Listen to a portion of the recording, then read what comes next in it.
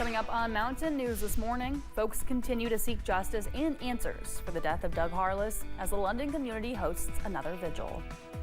Dedicated to Eastern and Southern Kentucky, this is WYMT Mountain News this morning.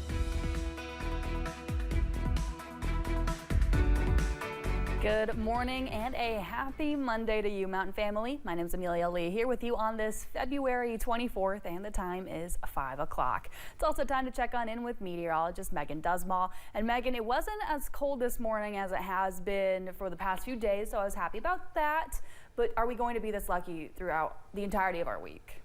Well, the good news is we're just getting warmer, and I would definitely say this morning is cold for me. I'm glad that it's not as cold for you, but we are going to track up those temperatures as we're going through the next couple days, and in fact 60s are in the forecast as we're going through the next couple days. So I'll get into that in just a second. Let's take a look as you're heading out the door what you can expect on those roads. Visibility is great this morning, and as you're looking at live pinpoint Doppler radar, well, there is no rain in the forecast for today either, so it's going to be a nice and dry day. Now, we mentioned those temperatures. It is quite chilly. We are talking 20 degrees and 30 degrees, but I mean, we will get those temperatures to warm up just a little bit. Here's a look at those current wind speeds, because as you're traveling a little bit more towards Jackson, Prestonsburg, and Pikeville, seeing the wind pick up a little bit, which is making those feels like temperatures just a little bit cooler, but not by much. Still looking in the 20s and 30s this morning. We'll be tracking those temperatures up into the 50s as we head into the afternoon, 58 by the time we get to 4 o'clock.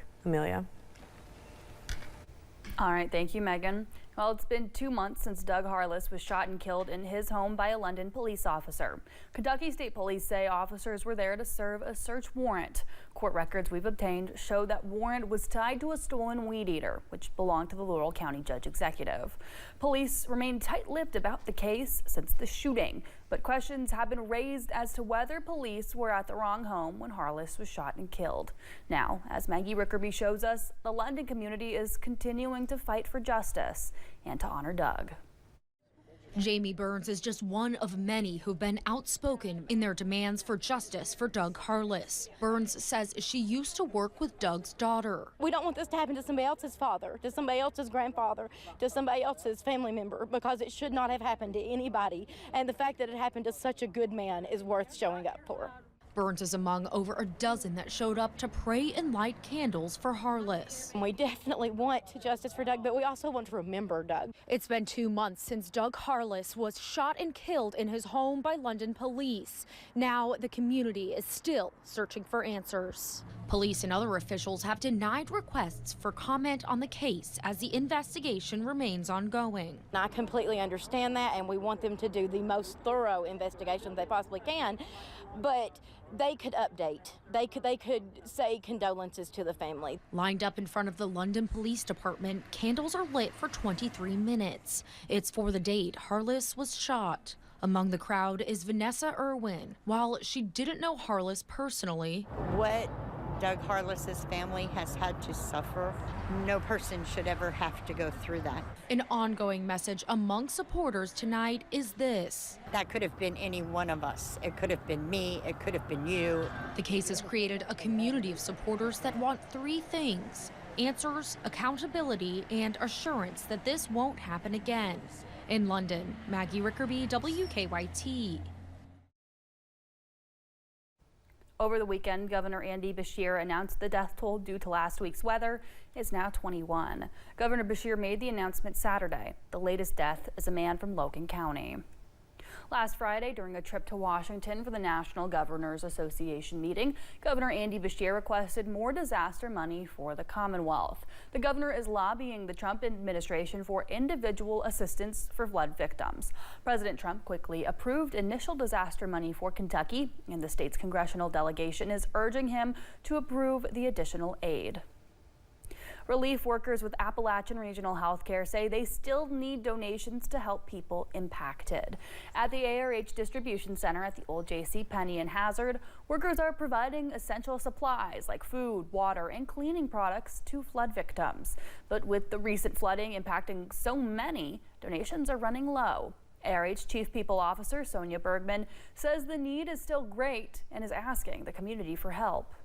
We know our people are resilient. We are Appalachia, and ARH is dedicated to do everything that we can to help our people. Details on donation center locations and other ways to help are available on our website, WYMT.com. Some past flood victims are helping those affected by last weekend's disaster. A group in Letcher County called It's Our Turn EKY started gearing up to host a distribution center for flood victims. They're planning to receive donations, then organize and push them to other organizations in the area. 3 organizers we talked with are all past flood victims and know the feeling all too well. Take the immediate help so that you can rebuild those long-term things that make your life worthwhile. They are focusing on putting their energy into assisting those who need immediate help in Letcher, Pike, and Perry counties.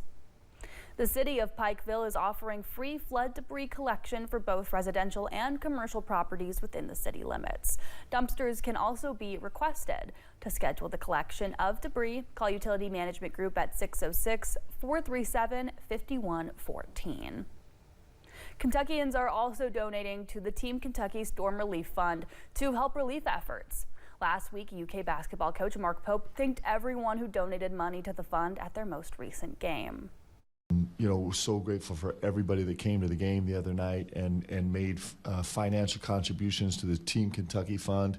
You know, as of yesterday morning, it was up to $200,000, a little bit over $200,000. You can also make a donation to the fund at kentucky.gov. As local business owners continue their recovery journeys after the flood, one owner already plans to move to a new building. I was able to speak with them about what's in store for the future. Water fell through the ceiling of Threads of Love in downtown Hazard, leaving a big mess to clean up. The roof was leaking, you can see. Yeah, it was raining inside, all the water just falling through. Saving as much of the clothing as possible, but the building was a different story. A lot of my jackets, stuff like that we had in the back here, we didn't get to in time. So, but thankfully none of my equipment, because I do embroidery, none of my machines, nothing was damaged. So, but most of it was salvageable. It was, just the building's not. Owner of Threads of Love, Rachel Beverly, says going through this flooding was extremely heart-wrenching and heartbreaking. But luckily, she already had plans to move into a different building. So I'm trying to see the light that this was a good move. As bad as this got me motivated to move quicker.